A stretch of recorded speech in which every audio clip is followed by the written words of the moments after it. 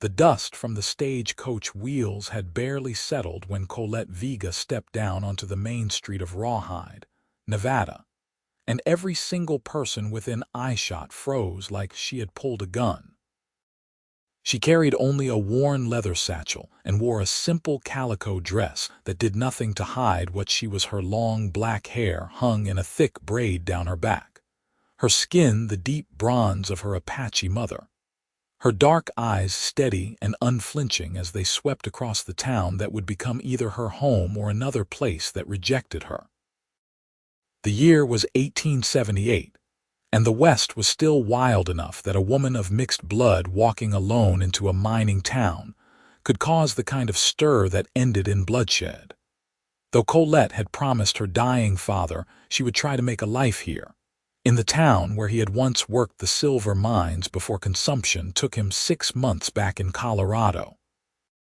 She had his letters, 3 of them, addressed to a man named Samuel who owned the general store and who had apparently promised her father that if anything happened, he would give Colette work and a room. The promise of a dead man to another dead man, as it turned out, because when she pushed open the door of the store, the woman behind the counter took one look at her and said, "We do not serve your kind here."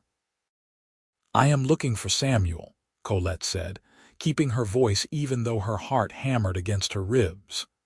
"Samuel died 4 months ago. I am his widow, and I will ask you again to leave my establishment." Colette had faced this particular wall before in a dozen towns across 3 territories. She nodded once, turned and walked back out into the blinding Nevada sun. The street was not empty anymore.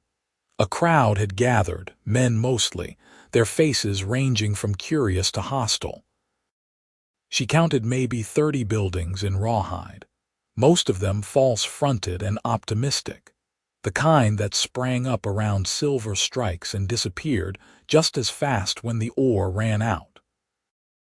There was a saloon, a hotel, a livery, a mining office, and various other establishments that towns needed to function. What there was not was any sign of welcome. "You lost, girl," one of the miners called out. He was missing teeth and drunk despite the early hour. "I am looking for work and a room," she said, addressing the crowd rather than just him. "Well, you will not find either here," another man said. This one was better dressed, his vest embroidered, his hat free of dust. "Rawhide is a respectable town. We have standards." The word standards hit her like a slap, but she had been slapped before.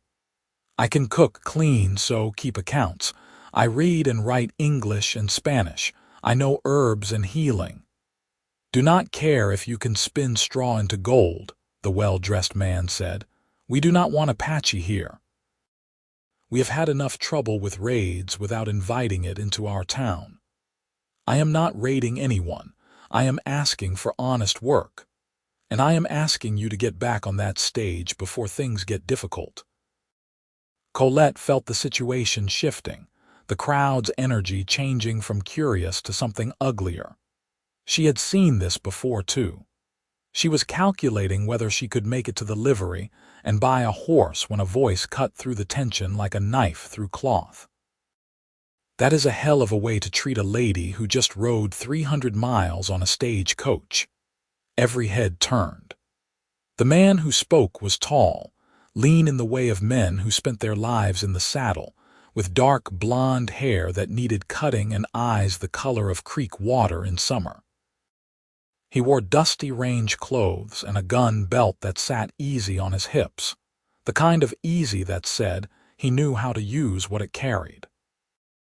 He was perhaps 25 or 26, with a face that would have been handsome if not for a scar that ran from his left eyebrow into his hairline, and a jaw that looked carved from the same granite as the mountains surrounding the town. "This is not your concern, Ashford," the well-dressed man said. "Well, Marcus, I am making it my concern." The man called Ashford stepped off the wooden sidewalk and walked toward Colette with the kind of confidence that made the crowd part. "Name's Ashford Dane, miss. I work the cattle ranch north of town. You said you were looking for work. I did. I am. Up close, she could see that his eyes were not just one color but several green and gold and gray all mixed together. Can you actually do all those things you listed? I can.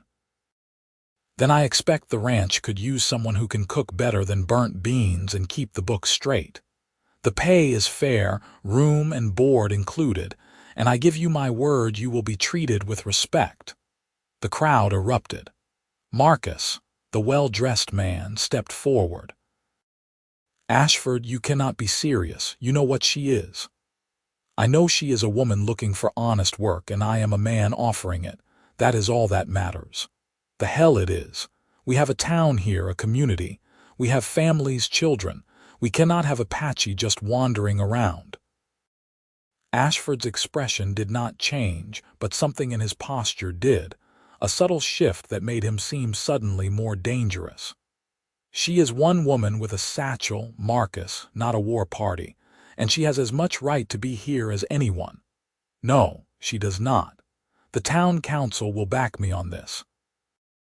We will not have her here. Is that so? That is so. Ashford was quiet for a long moment, and when he spoke, his voice was soft but carried to every ear in that street. Then I reckon the town will have to move. The silence that followed was absolute. Colette stared at him, certain she had misheard, but Marcus and the rest of the crowd were staring too, their faces registering the same shock she felt. What did you say? Marcus managed. I said the town will have to move. See, my family's ranch controls the water rights for this whole valley. That creek that runs through town, the one you all use for drinking and washing and everything else, that comes from my land. I have been letting the town use it out of neighborly goodness, but if Rawhide is not neighborly to Miss, he looked at Colette with a question in his eyes. Vega. Colette Vega. Miss Vega, he continued smoothly. Then I do not see why I should continue that particular courtesy. So like I said, the town can move or Miss Vega can stay. Your choice. Marcus had gone an alarming shade of red. You cannot do that. That water has been used by this town for 6 years. And I can stop it from being used starting today. I had my lawyer in Carson City draw up the papers when my father died, making sure everything was legal and proper. The water rights are mine, pure and simple. The mining companies will not stand for this. The mining companies lease their land from me too, Marcus. You want to check the deeds, you go right ahead. Colette found her voice. You do not have to do this. Ashford looked at her, and she saw something in his eyes she could not quite name. Yes, I do, Miss Vega. This town likes to think it is civilized, but civilization starts with how you treat strangers who need help. My mother taught me that before she died, and I will be damned if I forget it now. He turned back to Marcus. So what is it going to be? Marcus looked like he was chewing glass. The crowd had gone quiet, but Colette could see the calculations happening on faces, people weighing their principles against their practical needs. Water was everything in Nevada. Without it, Rawhide would die in a matter of weeks. The council will need to discuss this, Marcus finally said. You do that. In the meantime, Miss Vega will be at my ranch. Anyone has a problem with that, they can ride out and discuss it with me personally. Ashford touched the brim of his hat to the crowd, then turned to Colette. My horse is at the livery. I will get him saddled and fetch you a mount. Do you ride? I do. Good, wait here. He walked away, leaving her standing in the middle of the street with 30 hostile faces staring at her. She kept her chin up and her hands loose at her sides, trying not to show the fear that danced along her spine. The crowd slowly dispersed, people drifting back to whatever they had been doing before the stagecoach arrived, though she caught the muttered words and dark glances thrown her way. Ashford returned 10 minutes later leading 2 horses, a tall bay gelding and a smaller chestnut mare. He helped her up into the saddle with easy courtesy, then swung onto his own mount. They rode out of Rawhide with the sun climbing toward noon, and Colette did not look back. The ranch was an hour's ride north, following the creek that apparently was the source of so much trouble. The land here was harsh and beautiful, all sage and rock and endless sky, with the Sierra Nevada mountains rising purple in the distance. Ashford did not speak much during the ride, but it was a comfortable silence, the kind shared by people who knew how to be alone with their thoughts. The ranch house was low and sprawling, built of adobe and wood, with a wide porch that faced the mountains. There were several outbuildings, a barn, corrals, and she could see cattle grazing in the distance. It was a working ranch, clearly prosperous, and far larger than she had expected. "We run about 2,000 head," Ashford said as he dismounted. "I have 6 hands who work the ranch full-time, another dozen who come seasonal for roundup and branding. Right now it is just me and old Charlie, the foreman. The other boys are out with the herds. This is a lot of land. 20,000 acres, give or take. My father came out here in '49 during the gold rush, but he had the sense to realize land was worth more than gold. He bought up everything he could, secured the water rights, and built this place. I was born here." Colette slid down from the mare and took her satchel from where it had been tied behind the saddle. "Why did you do that? In town?" Ashford was quiet for a moment, his hands busy with the horse's reins. "I do not like bullies, and I do not like watching people get treated poorly for things they cannot help. You did not choose your parents any more than I chose mine. That is a fine sentiment, but you just made yourself a lot of enemies. Would not be the first time." He smiled then, and it transformed his face, made him look younger and more approachable. "Come on. I will show you around and we can work out the details of your employment." The house was cool and dim after the brightness outside, surprisingly tidy for a place occupied by men. The main room held a large stone fireplace, comfortable furniture, and shelves lined with more books than she would have expected. The kitchen was spacious, with a cast-iron stove and a good-sized table. "You will have your own room off the kitchen," Ashford said. "It is not fancy, but it is private and has a good lock on the door. I want you to feel safe here." The room was indeed simple but clean, with a narrow bed, a dresser, a washstand, and a window that looked out toward the mountains. It was more than she had dared hope for. "The work is this," Ashford continued. "I need someone to cook for me and Charlie and the hands when they are here, someone to keep the house clean, do the washing and mending. My father used to keep books on the ranch operations, tracking expenses and income, breeding records, that sort of thing. They have gotten messy since he died 2 years ago. If you can make sense of that, it would be helpful. The pay is $30 a month plus room and board. You will have Sundays off to do as you please." $30 was generous, almost twice what she could have expected elsewhere. "When do I start? How about after you have had a chance to rest and get settled? It has been a long day for you already." Colette set her satchel on the bed. "I would rather start now. Sitting still makes me nervous." Ashford studied her for a moment, then nodded. "All right then. Let me show you the kitchen stores and you can figure out what to make for supper. Charlie will be back around sundown and he eats like a horse, so make plenty." The rest of the afternoon passed in a blur of activity. Colette explored the kitchen, took inventory of what was available, and started a stew that would feed several hungry men. She found bread that was going stale and used it to make dumplings. She scrubbed the kitchen table and swept the floor, hung herbs to dry from the rafters, and generally put her stamp on the space. It felt good to work, to have purpose, to not be moving for once. Ashford came in and out, tending to ranch business, but she was aware of him in a way that made her uncomfortable.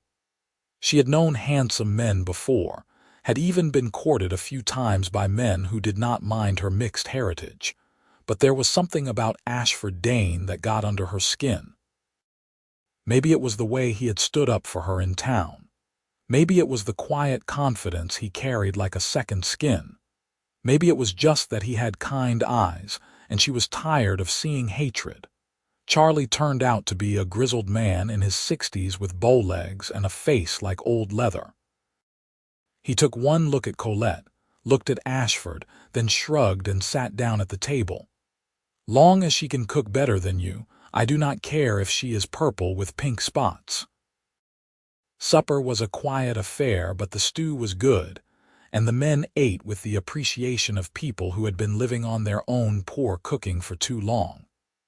After the meal, Charlie excused himself to the bunkhouse, and Ashford helped her clean up, which surprised her.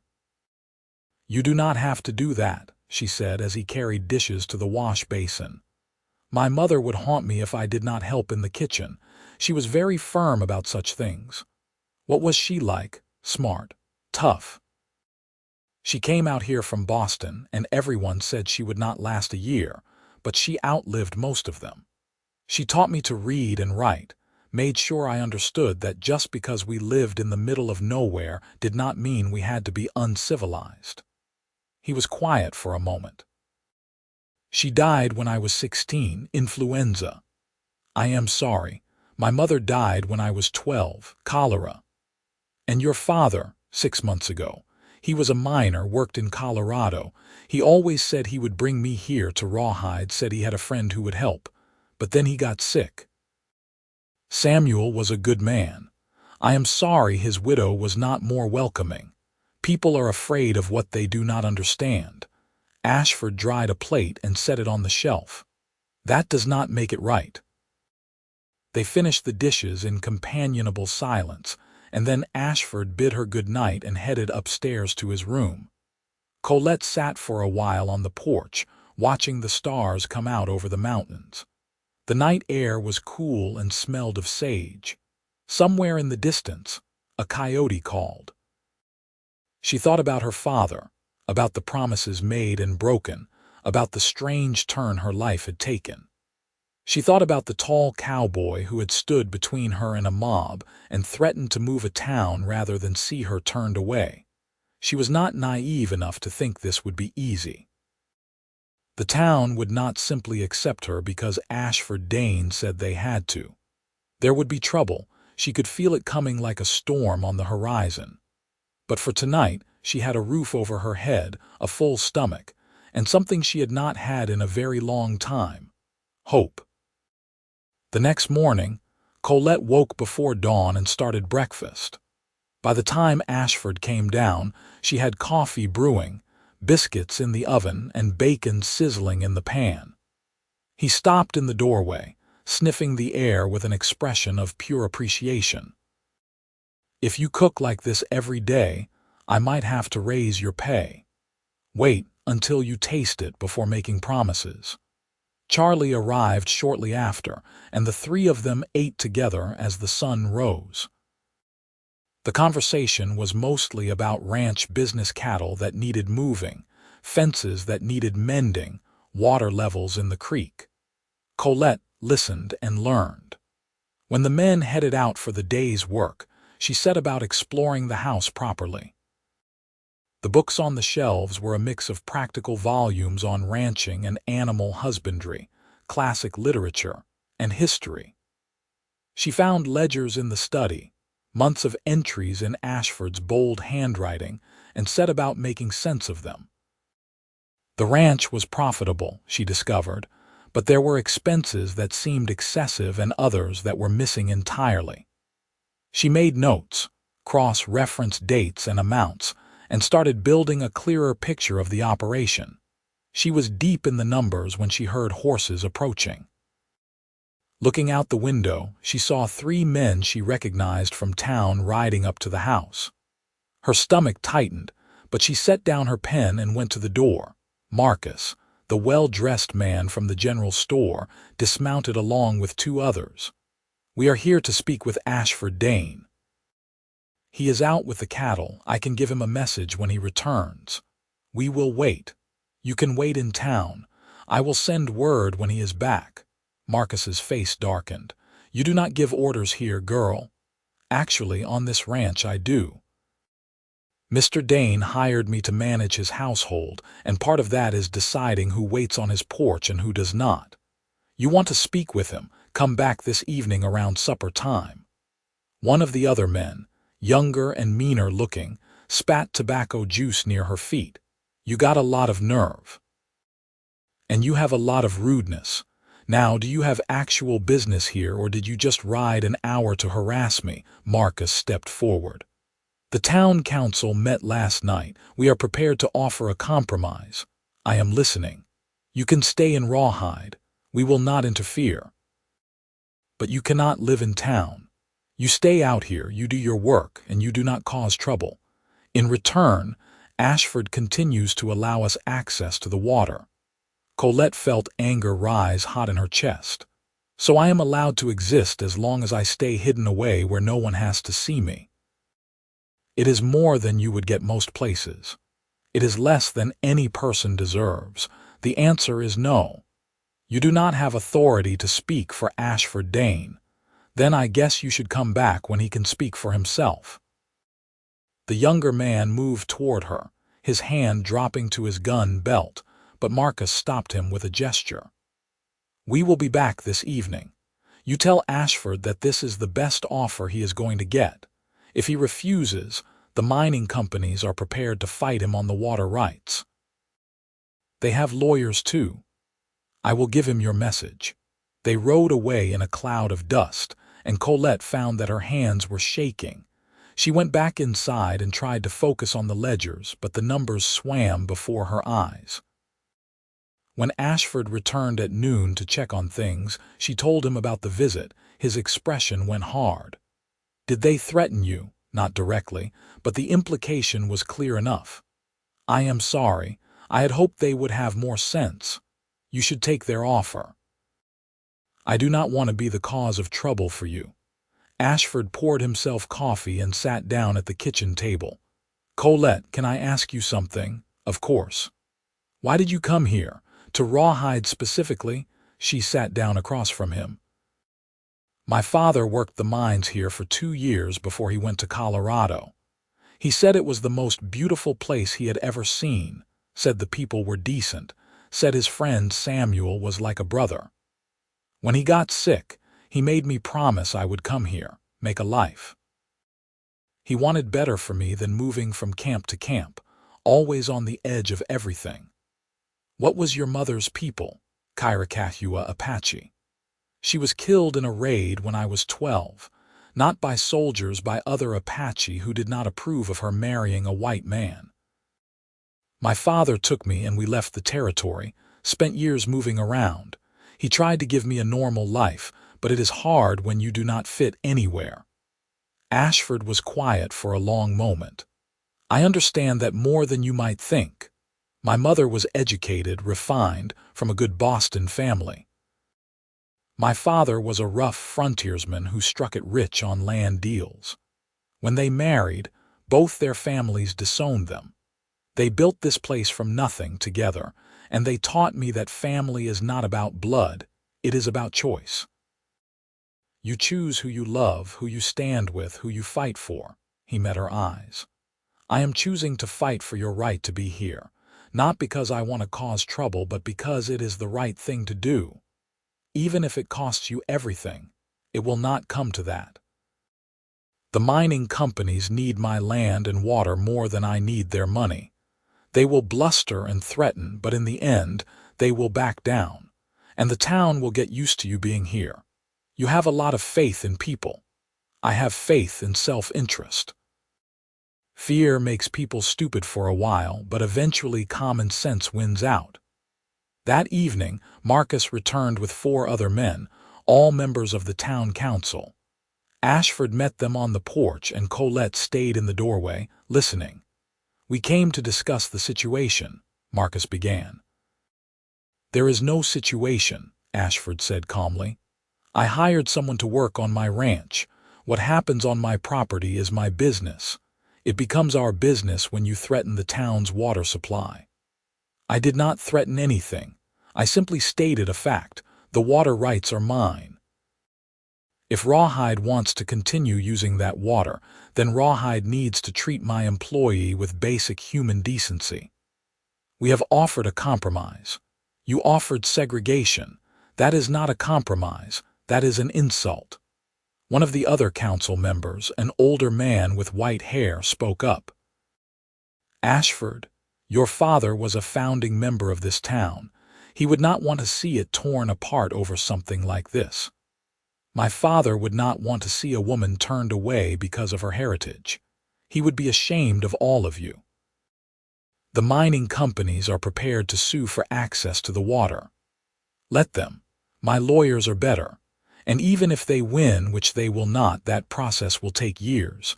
How long do you think the town can survive without water? A month, 2? Marcus's jaw worked. "You would let people die over this. No one has to die. All you have to do is let one woman live her life in peace. That is the price. It seems cheap to me. People are afraid. There have been Apache raids in Arizona and New Mexico, not here, and Colette has nothing to do with any of that. She is a woman who wants to work and build a life. If you cannot see that, then you are blinder than I thought." The white-haired man sighed. "What exactly do you want, Ashford?" "I want Colette to be able to come into town without being harassed. I want her to be able to buy supplies at the store, eat at the restaurant, walk down the street without people treating her like she is diseased. I want her to have the same rights as anyone else." "That is a lot to ask. It is the bare minimum of human decency."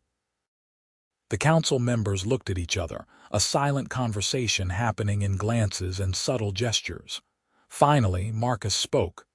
"We will put it to a town vote. Let the people decide." "Fine. When, a week from today, we will post notices, give everyone a chance to weigh in. And in the meantime, things stay as they are. Miss Vega stays here, the water keeps flowing." Ashford nodded. "Then we have an agreement." After the men left, Colette stepped out onto the porch. "A vote is not going to go in my favor, you know that. Maybe, maybe not. A lot can happen in a week." "Like what?" He smiled at her, and again she was struck by how it changed his whole face. "Like people getting to know you instead of just being afraid of you. Charlie is heading into town tomorrow for supplies. You should go with him."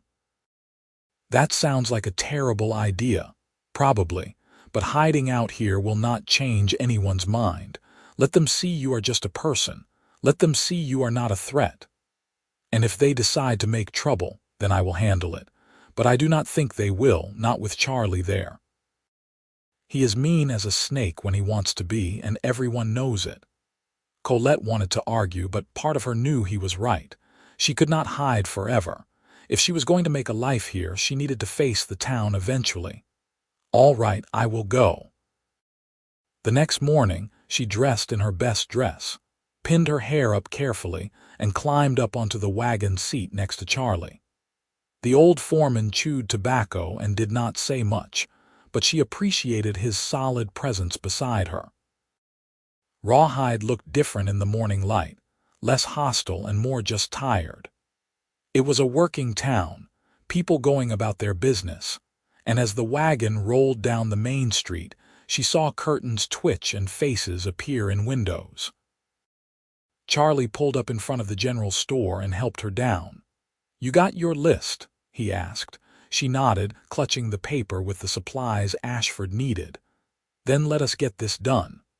The store was dim and smelled of coffee and leather and 100 other things. The widow behind the counter, the same woman who had turned Colette away before, looked up with a sour expression. "Mrs. Whitmore," Charlie said, touching his hat, "we have a list." The woman's eyes flicked to Colette, then away. "I told her before, we do not serve her kind." "Well now, that is interesting," Charlie said mildly. "Because Ashford Dane sent her, and Ashford Dane's money is as good as anyone's. Better even, considering how much he spends here every month. You want to turn that away over foolishness. That is your choice. But I expect he will take his business to Carson City if you do." Mrs. Whitmore's face went through several interesting contortions. The store was clearly doing well, shelves stocked with goods, but losing a customer like Ashford would hurt. "Fine. What do you need?" Colette read off the list, and Mrs. Whitmore gathered the items with bad grace. Other customers came in while they waited, and Colette felt their stares, heard the whispers. But no one confronted her directly, and when Charlie paid, Mrs. Whitmore took the money without comment. They were loading the wagon when a young woman approached, maybe 19 or 20, with red hair and freckles. "Excuse me, Miss Vega," Colette turned, wary. "Yes, I am Sarah Thompson. My father runs the livery." She twisted her hands together nervously. "I wanted to apologize for the way people have treated you. It is not right." "Thank you, that is kind of you to say. I was wondering, I heard you know about herbs and healing. Some. My mother taught me. My little brother has a cough that will not go away. The doctor gave him medicine, but it does not seem to help. I do not want to impose, but if you knew of anything." Colette considered. This could be a trap, a way to make her look like she was practicing witchcraft or some other nonsense. But the worry in Sarah's eyes looked genuine. "I would need to see him, hear the cough. Some herbs can help with different ailments. Would you?" "Really, if you want me to." Sarah's face lit up. "Could you come now? We live behind the livery," Charlie grunted. "I will finish loading, you go on." The Thompson house was small but tidy, and the little boy, maybe 8 years old, was indeed coughing a deep, rattling sound that Colette recognized. She had heard it before in mining camps. "How long has he been like this?" she asked. 3 weeks. Started after he spent a day playing in the old mine shaft up the hill. Colette nodded. "It is the dust. His lungs are irritated. The medicine the doctor gave, was it a syrup?" "Yes, brown and terrible tasting." "That probably has laudanum, which makes him sleep but does not address the problem. What he needs is something to soothe the irritation and help him cough up what is in his lungs." She thought about the herbs she had seen growing wild on the ride to the ranch. "I can make a tea from mullein and horehound. It will not taste good, but it will help. He should also breathe steam, boil water with pine needles and have him breathe the vapors. Keep him away from dusty places." "I can do that. How much do you charge?" "Nothing. I am happy to help." Sarah looked like she might cry. "Thank you, really thank you. I will bring the tea by tomorrow. Make sure he drinks it 3 times a day." When Colette returned to the wagon, Charlie was waiting with a knowing look. "Word will spread about that. I just wanted to help." "I know, but sometimes helping is the best way to change minds." The ride back to the ranch was quiet, but Colette felt something shift inside her. Maybe Ashford was right. Maybe people could change if given a reason to. That evening, she made the tea for Sarah's brother, carefully measuring the dried herbs and tying them in small cloth bags. Ashford watched her work from the doorway. "I heard you helped someone in town today. Word travels fast. In a small town, everything travels fast. How did it go otherwise?" "No one threw anything at me. I am counting that as a victory." He laughed, a warm sound that made something flutter in her chest. Progress. Over the next few days, Colette fell into a rhythm at the ranch. She cooked and cleaned, worked on the ledgers, and started a small garden near the house. Charlie treated her with gruff kindness, and the seasonal hands who came and went gave her curious looks but no trouble. Ashford was always respectful, always kind, but she noticed the way his eyes followed her sometimes, noticed the way he found excuses to be in the kitchen when she was cooking. She noticed because she did the same thing, finding reasons to ask him questions about the ranch, to sit on the porch when he was there, to listen to his stories about growing up in this wild country. He told her about his parents, about learning to ride before he could walk, about the hard years when the cattle market crashed and they almost lost everything. She told him about her mother's people, about the old stories and traditions, about the pain of being caught between two worlds. They were becoming friends, she realized, and maybe something more than friends, though she did not let herself think too much about that. He was her employer, she was his employee, and anything beyond that was complicated. 3 days before the vote, Sarah came to the ranch with her little brother. The boy's cough was much better, and Sarah brought a basket of eggs and fresh bread as thanks. "He is like a different child," Sarah said. "I cannot thank you enough. I am glad I could help. I told everyone in town what you did. My father is going to vote for you to stay, and so am I, and I think others will too." After they left, Ashford came to find Colette in the garden. "You are winning them over. One person at a time, maybe. That is how it works. You show people who you are, and eventually they cannot deny it." He paused. "There is going to be a dance in town tomorrow night, a social before the vote. I think you should go." "Absolutely not, Colette. They will run me out of there, or worse. Not if you go with me." She stared at him. "You want to take me to a town dance? I want people to see that you are part of this community, that you belong here as much as anyone, and I want—" He stopped, looking uncharacteristically uncertain. "I would like to dance with you if you would let me." Her heart was suddenly beating very fast. "Ashford, you know what people will say." "I do not care what they say. You should. I work for you. People will think. Let them think what they want. I know what is true." He stepped closer, and she could see the gold flecks in his eyes. "You are brave and kind and smart. You make me laugh. You make this house feel like a home again. I look forward to every conversation we have, and I think about you more than I probably should. So yes, I want to take you to the dance. Not because it is strategic or because it will help with the vote, but because I want to spend time with you. If that is something you might want to." Colette felt like the ground had shifted under her feet. She had been so careful, so determined not to let herself hope for this, but here he was, looking at her like she was something precious. "I want that," she said quietly, "more than I should. Then will you come with me?" "Yes." The dance was held in the largest building in town, the mining company's warehouse, which had been cleared and decorated with bunting and lanterns. Music drifted out into the night as Ashford helped Colette down from the wagon.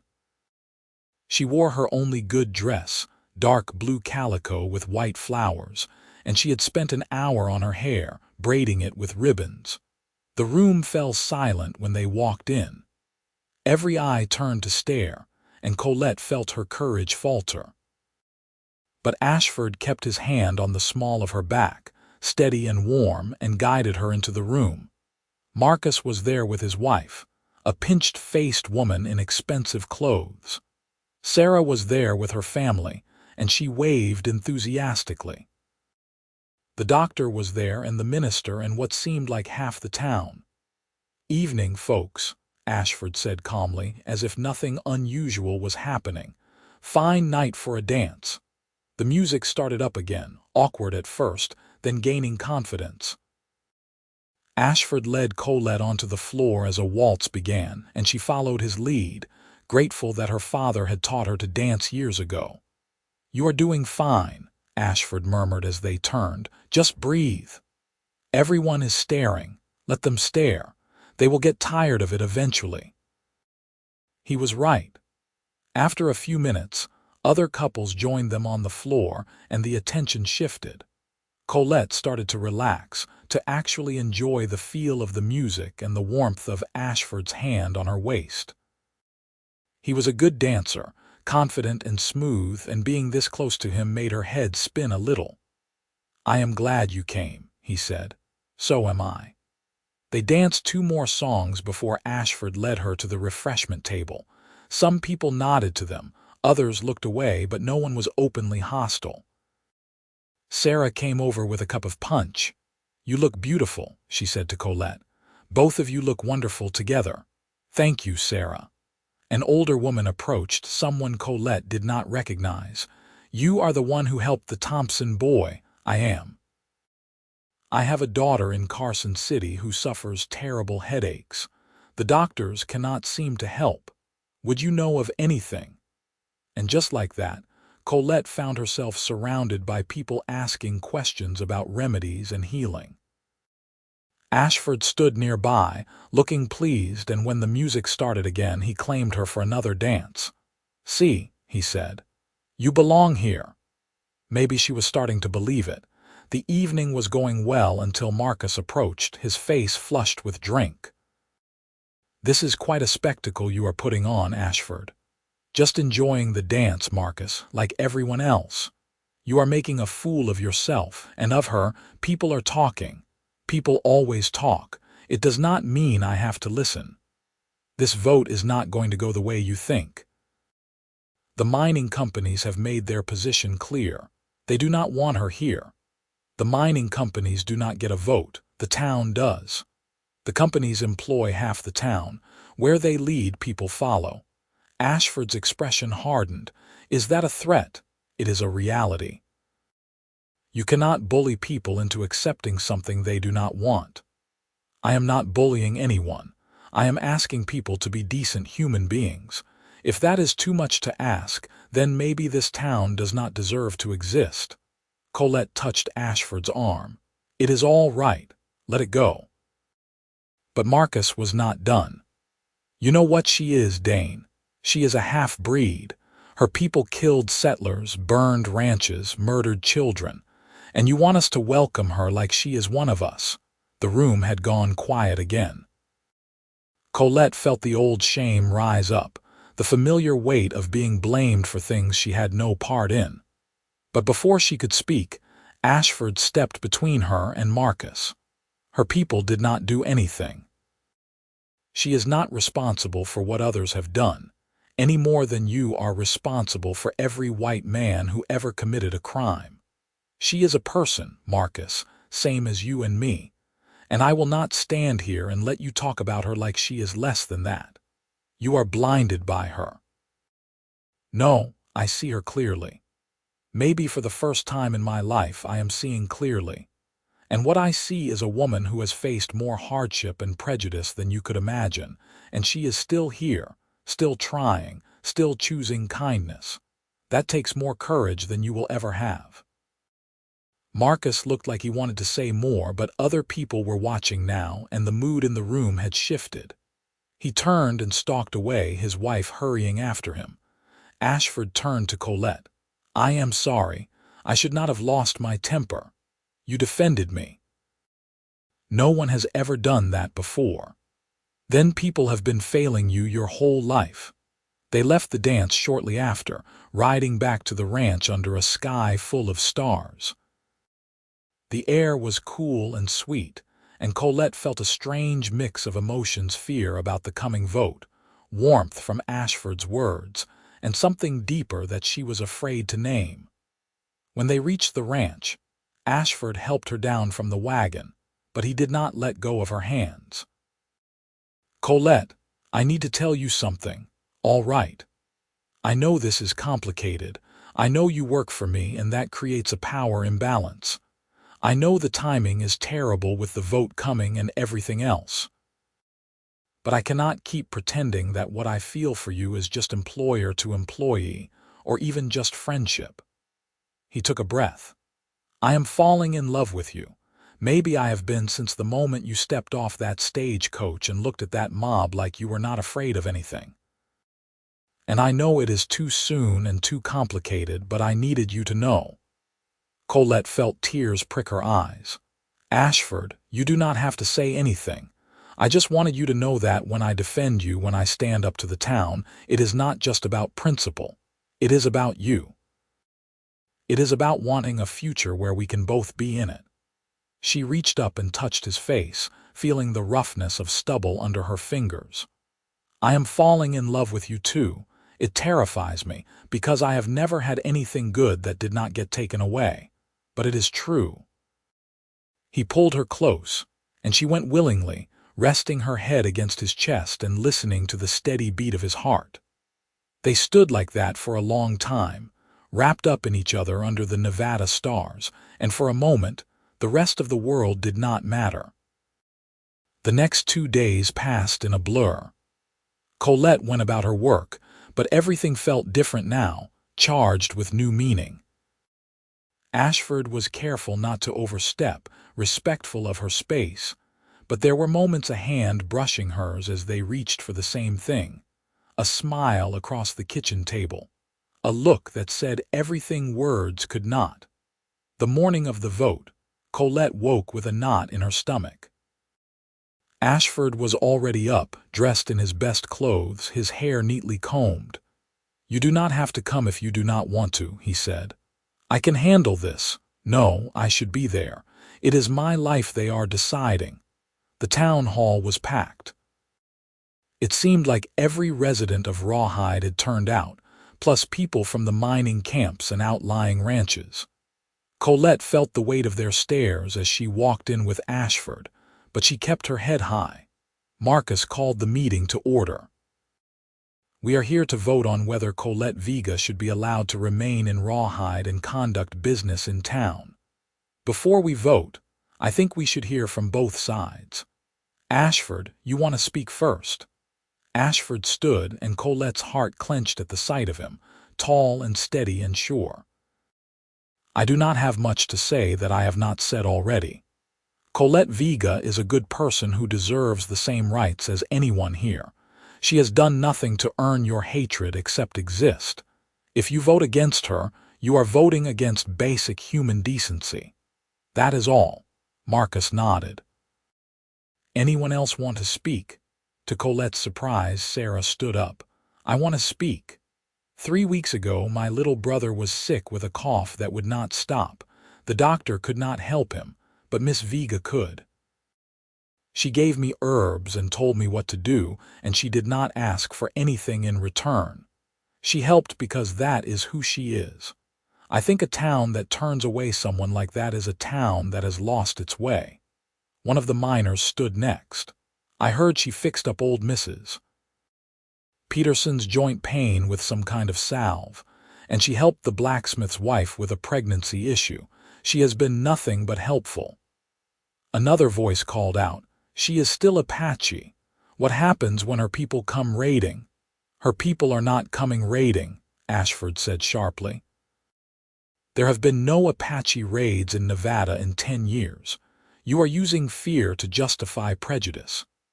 The debate went on for another hour, voices rising and falling, arguments made and countered. Colette sat silent through it all, feeling like a specimen under glass. Finally, Marcus called for the vote. "All in favor of allowing Miss Vega to remain in Rawhide with full access to the town, raise your hands." Hands went up. Colette counted them, her heart in her throat. Sarah's hand, her father's, the blacksmith, several miners, the doctor, the minister. All opposed, more hands. Marcus, his wife, several of the wealthier merchants, more miners. Marcus counted twice, his face unreadable. The vote is 43 in favor, 47 opposed. The measure fails. Colette felt the words like a physical blow. Ashford was on his feet immediately. "Then the water stops flowing as of today. I will have my men dam the creek before nightfall." The room erupted. People were shouting, some at Ashford, some at each other. Marcus banged his gavel, trying to restore order. "You cannot do this," he shouted over the noise. "I can and I will. I told you what would happen. You made your choice." One of the mining foremen stood up, a big man with a scar across his nose. "The companies will not stand for this. They will bring in armed men if they have to. Then they will have a war on their hands. My ranch hands are loyal to me, and I have enough supplies to last months. How long can the town last without water, without access to my land for cattle drives? I am willing to find out if you are." Colette grabbed Ashford's arm. "Stop, please. This has gone far enough." "No, it has not." They need to understand I understand, she said. I understand that you are willing to destroy everything for me, but I cannot let you do that. Too many people will get hurt. Colette, I will leave. I will go to Carson City or California or somewhere else. There are other towns. But I do not want you in other towns. I want you here with me. The room had gone quiet, everyone listening. Colette felt tears on her cheeks, but she did not care. And I want to be here. But not if it means people dying over a water dispute, not if it means you losing everything you have built. Your father's legacy, this ranch, all of it, I am not worth that. You are worth everything to me. An old voice spoke up from the back of the room. Well, hell, if that is not the stubbornest, most romantic thing I have ever heard. Everyone turned. An elderly man was standing there, leaning on a cane, with white hair and eyes that had seen everything. Colette recognized him. He had been at the dance but had not spoken to her. Judge Harrington, Marcus said, we did not expect you, clearly. I rode in from Carson City when I heard about this mess. Figured I should see it for myself. The judge moved slowly through the crowd, which parted for him. I have been practicing law in this territory for 40 years, seen every kind of dispute you can imagine. But I have never seen people so determined to shoot themselves in the foot. This is a town matter, Marcus said, not a legal one. Oh, but it is a legal one. See, I looked into Ashford Dane's claim about the water rights. He is correct. They are his, clear and simple. And if he wants to cut off access, he has every legal right to do so.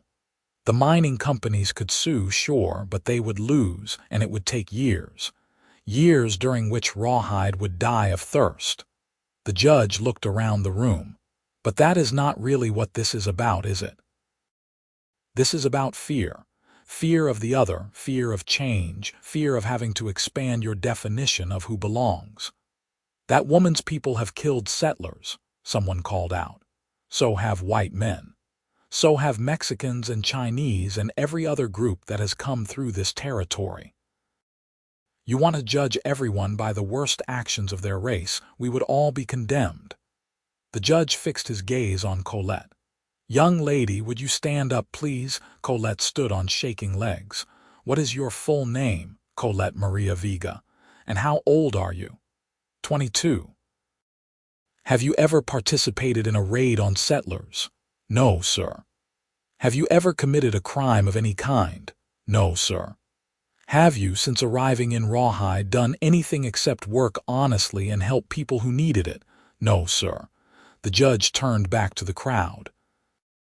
So we have a 22-year-old woman who has committed no crimes and helped several of your families, and you want to run her out of town because of who her mother was.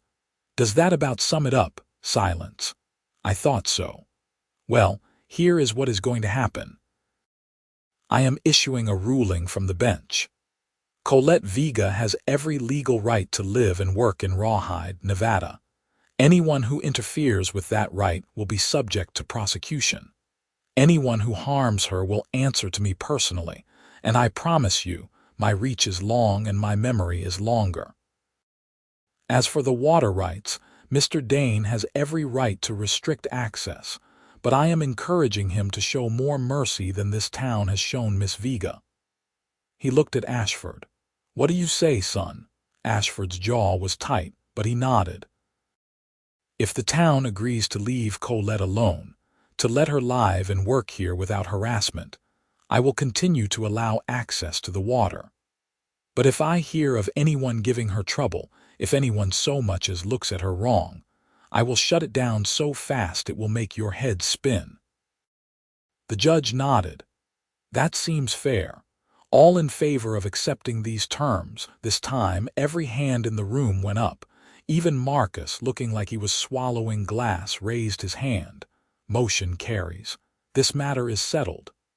The judge banged his cane on the floor like a gavel. Now I have ridden a long way and I am hungry. Someone point me to the restaurant. The crowd dispersed slowly, people filing out with subdued expressions. Sarah came over and hugged Colette. I am so glad you are staying. Thank you for speaking up for me. It was the right thing to do." When the hall was mostly empty, the judge approached Colette and Ashford. "You two are either very brave or very foolish. I have not decided which." "Maybe both," Ashford said. "I expect you are right." The judge smiled. "For what it is worth, I think you are good for each other. Just be careful. Changing hearts takes time, and not everyone is going to come around as quickly as you would like." "We will be careful," Colette promised. The judge tipped his hat and walked out, leaving them alone in the hall. Ashford took Colette's hand. "Are you all right?" "I think so. I feel like I just survived a stampede." "We both did." He pulled her close, and she let herself lean into him, drawing strength from his solid presence. "But we survived together. The weeks that followed were not easy, but they were better." Colette went into town regularly, and while not everyone was friendly, no one was openly hostile. She helped people with their ailments, shared her knowledge of herbs and healing, and slowly built relationships. The general store served her without comment. The restaurant let her eat there. Small victories, but they added up. At the ranch, things deepened between her and Ashford. They were careful to maintain propriety. She still had her own room. They were never alone for long periods where others could gossip, but everyone knew how they felt about each other. Charlie took to calling them the Lovebirds, and seemed to find the whole thing endlessly amusing. One evening in late summer, Ashford asked her to ride out with him to check on the cattle. They rode for an hour, the sun setting in spectacular fashion over the mountains, painting the sky in shades of orange and purple and gold. "I want to show you something," Ashford said, leading her to a high ridge that overlooked the valley. From here, she could see the ranch spread out below, the cattle grazing peacefully, the creek winding through the property like a silver ribbon. In the distance, Rawhide was a small cluster of buildings, smoke rising from chimneys as people prepared dinner. "This is beautiful," she said. "My father brought me here when I was 10. He said this was the heart of everything he had built, and someday it would be mine. He said the most important thing was to find someone to share it with, someone who understood what it meant to build a life in a hard place." Ashford turned to her. "I think he would have liked you. I wish I could have met him." "Me too." He took her hand. "Colette, I know we have not known each other long. A few months is not much time in the grand scheme of things. But I know what I feel, and I know what I want. I want to build a life with you. I want to wake up every morning and see your face. I want to work this ranch together, raise children together, grow old together." He reached into his pocket and pulled out a ring, simple gold with a small diamond. "I know I am supposed to ask your father, but since I cannot do that, I am asking you directly. Will you marry me?" Colette felt like her heart might burst. "Yes, yes, absolutely yes." He slipped the ring on her finger and kissed her, soft and sweet and full of promise. When they finally pulled apart, both of them were smiling. "When?" she asked.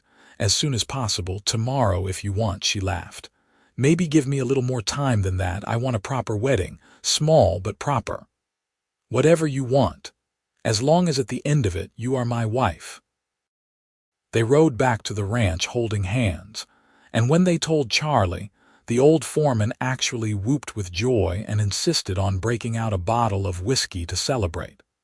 The wedding took place 6 weeks later, in September of 1878, in the small church in Rawhide.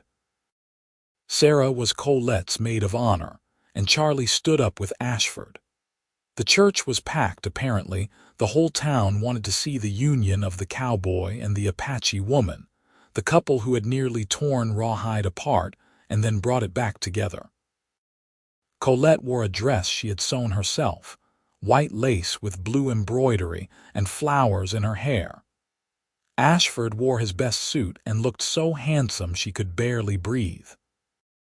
The minister, who had voted for her to stay, performed the ceremony with genuine warmth, and when Ashford kissed his bride, The congregation actually applauded.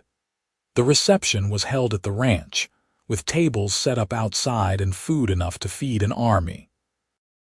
People brought dishes, played music, danced under the stars. Marcus even came, though he did not stay long, and he shook Ashford's hand with something that might have been respect. As the night wore on and the guests started to leave, Ashford and Colette stole away to the porch, watching the last of the wagons roll back toward town. "Mrs. Dane," Ashford said, trying out the name. "I like the sound of that. So do I." She leaned her head on his shoulder. "I never thought I would have this. A home, a husband, people who care about me. You deserve all of it and more." They sat in comfortable silence for a while, and then Ashford said, "I have been thinking about the future, about what we want to build here." "What do you mean?" "This ranch is big enough to support more than just us. What if we opened it up to other people who need a place? People who do not fit anywhere else like you did not fit. We could create something here, a community built on acceptance instead of fear." Colette thought about it, her mind spinning with possibilities. That could work. There are so many people out there who are caught between worlds, who do not have anywhere to go. We would have to be careful. Some people would see it as a threat, but I think we could do it. I think we could build something good. Then let us do it. He kissed her again, and then he stood and held out his hand. "Come on, Mrs. Dane, let us go inside. We have a life to start building." She took his hand and let him lead her into the house that was now truly their home, ready for whatever came next. The first year of marriage was everything Colette had hoped for and more. She and Ashford worked the ranch side by side, their partnership growing stronger with each passing day. They hired 2 more hands, both men who had been ostracized from other places for various reasons. One was half Mexican and had been run out of a town in California. The other was a former soldier who had spoken out against the treatment of native peoples and been discharged. Both men were grateful for the work and the acceptance, and they proved to be loyal and hardworking. In town, attitudes continued to shift. Colette became known as the woman you went to when you needed healing, and her skills saved more than one life that first year. When a fever swept through Rawhide in the winter, she worked day and night, making remedies and nursing the sick. Even Marcus's wife grudgingly admitted that Colette had saved her sister's life. By the spring of 1879, Colette discovered she was pregnant. Ashford was over the moon, immediately becoming protective and insisting she rest more, work less. She laughed at his fussing but loved him for it. "I am not fragile," she told him. "Women have been having babies since the beginning of time. Not my baby, our baby is special." "Of course our baby is special, but I am still going to work, just maybe not as much lifting." Their daughter was born in October, a healthy girl with her mother's dark eyes and her father's smile. They named her Alina Rose, and the town threw a celebration that lasted 2 days. Sarah brought gifts. The doctor came to check on mother and baby free of charge, and even Marcus sent a blanket his wife had knitted. Holding her daughter for the first time, Colette felt a sense of completeness she had never known. This child would grow up knowing she was wanted, knowing she belonged, never having to question her place in the world the way Colette had. "She is perfect," Ashford whispered, touching Alina's tiny hand with one finger. "She is ours," Colette said. "That is what makes her perfect." As Alina grew, so did the ranch.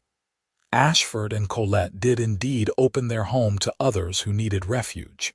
A Chinese family who had been driven out of a mining camp came to work the gardens. A widow with 2 children found a place managing the chickens and teaching the children who started to accumulate on the property. A young man who loved horses but had been rejected by his own family for reasons he never spoke of became the head wrangler. The ranch became known throughout Nevada as a place where anyone could find work and acceptance. regardless of their background. It was not always easy. There were still people who disapproved, still incidents of prejudice and harassment, but Ashford and Colette stood firm, backed by their growing community and the sheer success of their operation. Rawhide itself changed too. The mine began to play out in 1881, and the town might have died, except that the ranch had created a different economy, one based on cattle and agriculture rather than just extraction. People who might have left stayed because there was work. The town grew, not as a mining camp but as a real community, and Colette was part of that transformation. By 1885, Alina was 6 years old and had been joined by 2 brothers, James and Thomas. The ranch house had been expanded to accommodate the growing family, and Colette had a reputation that extended beyond Nevada. People came from as far as California and Oregon to learn from her about healing herbs and traditional medicine. One evening, after the children were in bed, Colette and Ashford sat on the porch watching the sunset, as had become their habit. "You ever think about that first day?" Ashford asked. "When you stepped off the stagecoach and the whole town turned against you?" "Sometimes. It feels like a different life." "I knew then," he said. "The moment I saw you standing there, refusing to back down, I knew you were special. I did not know I would fall in love with you, did not know we would build all this, but I knew you were someone worth fighting for. You changed my life. You gave me everything I thought I could never have." "No," he said, taking her hand. "We gave each other everything. That is what partnership means. That is what love means." She leaned over and kissed him, still feeling the same flutter in her stomach that she had felt that first time on the ridge, when he had asked her to marry him. Some things never changed, and that was one of them. The years continued to pass in a blur of hard work and deep joy. The children grew strong and confident, secure in the knowledge that they were loved. Alina proved to have her mother's gift for healing and her father's head for business. James loved the cattle and spent every spare moment in the saddle. Thomas, the youngest, was the dreamer, always reading, always asking questions about the world beyond the ranch. In 1890, Ashford and Colette celebrated their 12th wedding anniversary with a party that drew people from 3 counties. The ranch was now one of the largest and most successful in Nevada, and their reputation for fairness and acceptance had made them somewhat legendary. Politicians came to ask their advice. Newspapers wrote articles about the miracle ranch where anyone could find a home. But for Colette, the true miracle was not the success or the fame. It was the simple fact of waking up every morning next to the man she loved, of watching her children grow, of having a place in the world where she belonged completely. One night, lying in bed with Ashford's arm around her, she said, "I have been thinking about my mother, about what she would think if she could see me now." "She would be proud," Ashford said. "I think she would. She always told me that the world was changing, that there would be a place for people like me eventually. I did not believe her then. I thought she was just trying to make me feel better. She was right, though. The world is changing. We helped change it. You helped change it. You were the one who stood up to the town. Only because you were worth standing up for." He kissed her forehead. "We make a good team, you and me. The best team." They lay there in the darkness, listening to the night sounds of the ranch cattle lowing in the distance, the creak of the windmill, the soft breathing of their children in the nearby rooms. Everything Colette had ever wanted was here, in this house, in this life they had built together. The children grew and eventually left to build their own lives, though they always came back to the ranch for holidays and celebrations. Alina married a doctor and opened a clinic in Carson City that combined traditional medicine with her mother's herbal knowledge. James took over more and more of the ranch operations as Ashford got older. Thomas went east to college and became a teacher, but he came home every summer. By 1900, Ashford and Colette were grandparents 3 times over, and the ranch was still thriving. They spent their days working less and enjoying life more, taking rides together through the land they loved, sitting on the porch watching the sunsets, telling stories to their grandchildren. "You have any regrets?" Colette asked one evening. They were both in their 60s now, her hair streaked with silver, his mostly gray. Ashford thought about it. "Not a one. Every choice I made led me to you, and that makes all of it worthwhile. What about you?" "No regrets. Well, maybe when I wish I had more time, more years with you. We have had a good run. 22 years of marriage, and I have loved every minute of it. Only 22 feels like both forever and not nearly long enough." He laughed and pulled her close. "That is the way it should feel, I think. When you find the right person, time gets all funny." They sat in silence for a while, comfortable in each other's presence, and then Ashford said, "You know what I am most proud of?" "What?" "We changed things. Not just for us, but for everyone who came after. The ranch, the town, the way people think we made a difference." "You made a difference." "I was just along for the ride." "No, Colette, we did it together. Everything we did together. That is the whole point." She could not argue with that. Every success, every challenge, every moment of joy and pain, they had faced it all side by side. That was the real victory, not the money or the fame or even the acceptance they had won. The victory was in the partnership, the love that had sustained them through everything. In 1905, Rawhide celebrated its 50th anniversary, and Ashford and Colette were honored as founding members who had helped shape the town's character. The ceremony was held in the new town hall, a grand building that had replaced the old warehouse, and people came from all over to pay tribute. "Without the Danes," the mayor said in his speech, "Rawhide might not exist today. They taught us that prosperity comes not from extraction and exclusion, but from community and acceptance. They showed us that doing the right thing, even when it is hard, is always worth it." Afterward, old friends came to shake their hands and share memories. Sarah, now a grandmother herself, hugged Colette tight. "Do you remember that first day in town, when I asked you to help my brother? I remember being terrified that it was a trap. And I remember thinking that if you were willing to help a stranger's child, you could not be the monster people said you were. That was the day I knew the town was wrong about you. Thank you for standing up for me, for speaking at the vote. It was the least I could do. You saved my brother's life. You saved a lot of lives." The evening ended with music and dancing, and Ashford claimed Colette for a waltz, just as he had at that first dance 27 years ago. "Still the best dancer in the territory," he said as they turned. "You are just saying that because you are married to me." "I am saying it because it is true."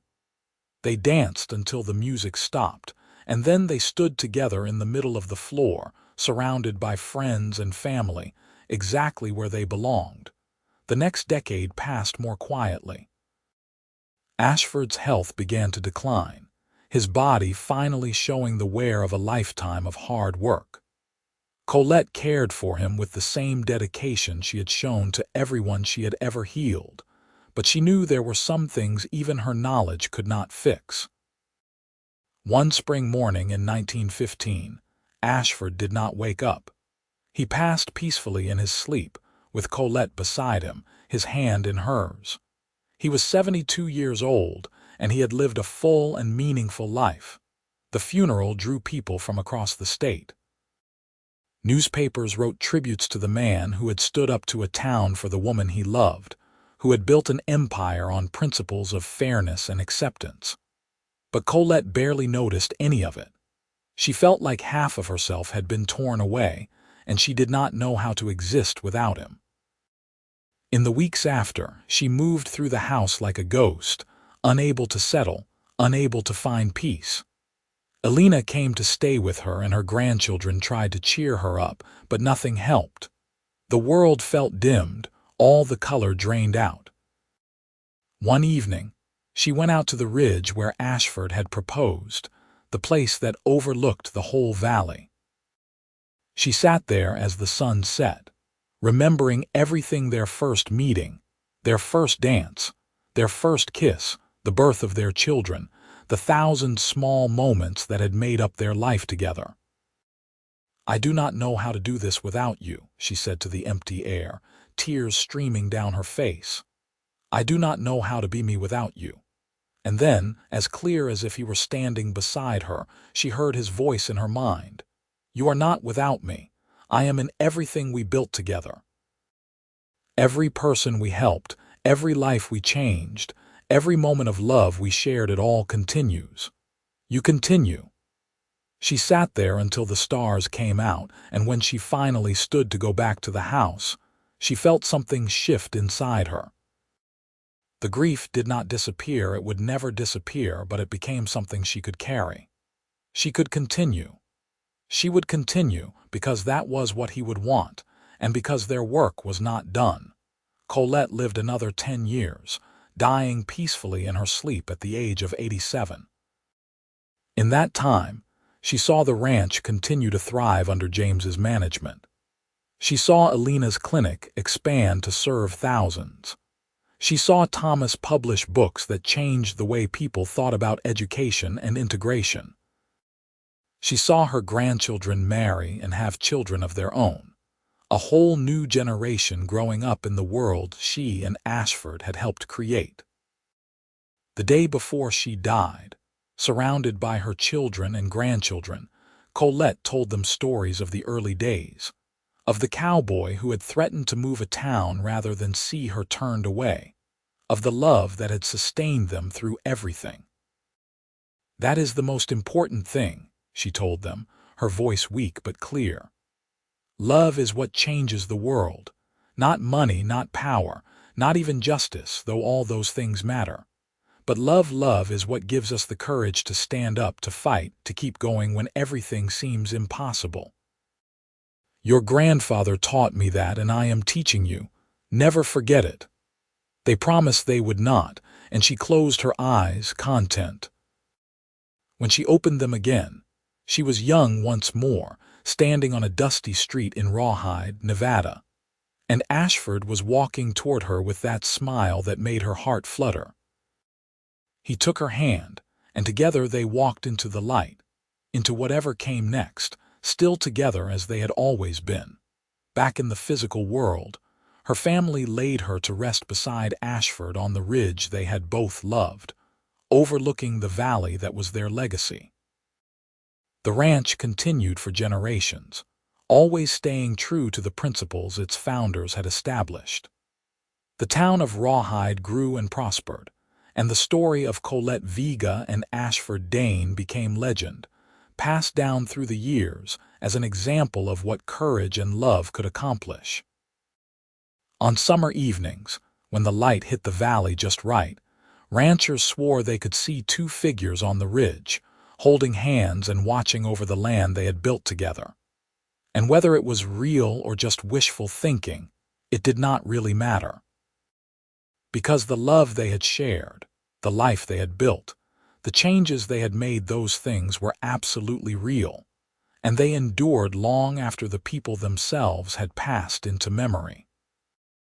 Their great-great-grandchildren still worked the ranch in the 21st century, still welcomed anyone who needed a place, still told the story of the Apache woman and the cowboy who loved her enough to move a town.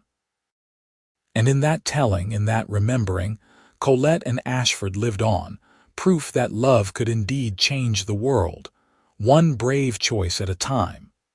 The ranch house still stood, carefully preserved, with plaques telling the story of its founders.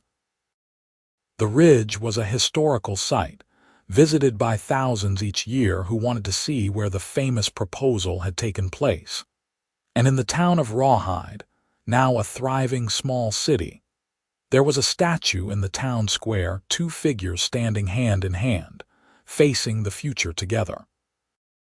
The plaque at the base read, "Colette Vega and Ashford Dane, they taught us that courage is standing up for what is right, even when the whole world stands against you.